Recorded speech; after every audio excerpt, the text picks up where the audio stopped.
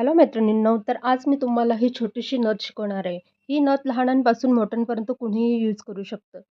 तर यासाठी आपल्याला 6 मणी लागणार आहेत 1 चे, ग्रीन मणी लागणार आहे 1 चा आणि रेड कलरचे लॉरल्स घेतलेत मी या ठिकाणी.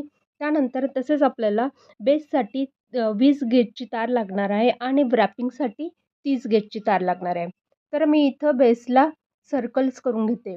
ते सर्कल करताना थोडासा मध्ये गॅप राहू द्यायचा आहे, की ज्यावेळेस आपण ते मोतीचा फ्लावर अटॅच करू ठेवण्यासाठी आपल्याला ती स्पेस उपयोगात येईल.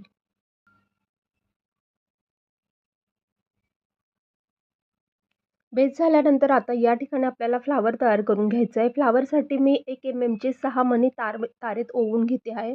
ते 6 मणी ओवल्यानंतर आपल्याला राउंड शेप करून तिथं ट्विस्ट करायची आहे.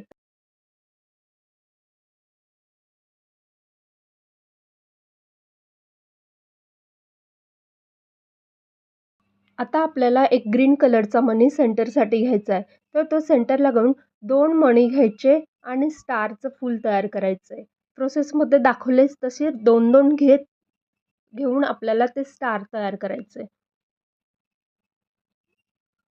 स्टार तयार झाल्यानंतर शेवटचा तार पुन्हा जो स्टारचा शेप तयार झालेला आहे तिथून खालच्या साईडने काढायचं आहे. तर अशा प्रकारे आपला फ्लावर तयार झाला आहे. आता फ्लावर आपल्याला बेसवर अटॅच करून घ्यायचं आहे. आपल्या बेससाठी जो गॅप सोडायला लावला तो यासाठीच की ज्यावेळेस आपण फ्लावर अटॅच करतो तेव्हा रॅपिंगसाठी आपण ज्यावेळेस तार वरून खाली खेचतो त्यावेळेस खाली स्पेस पाहिजे जेणेकरून आपली जी फ्लावर आहे ते बेसवर प्रॉपरली पॅक होईल. त्यानंतर मी लोरल्स टाकून पॅक करून घेणार आहे.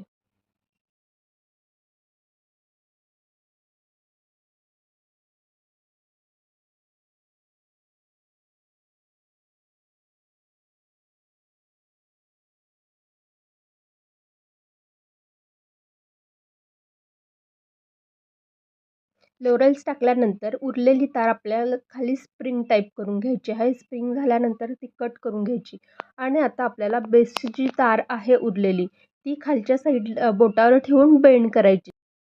तर अशा प्रकारे आपली ही नथ तयार झाली आहे. आता हिच्यामध्ये मी ग्रीन कलरचा मोती यूज केला आहे. आपण या ठिकाणी क्रिस्टल यूज करू शकतो किंवा स्टोनही यूज करू शकतो. आता स्टोन कसा पॅक करायचा आहे याच्यासाठी मी नेक्स्ट पार्ट टाकते, तो नक्की बघा.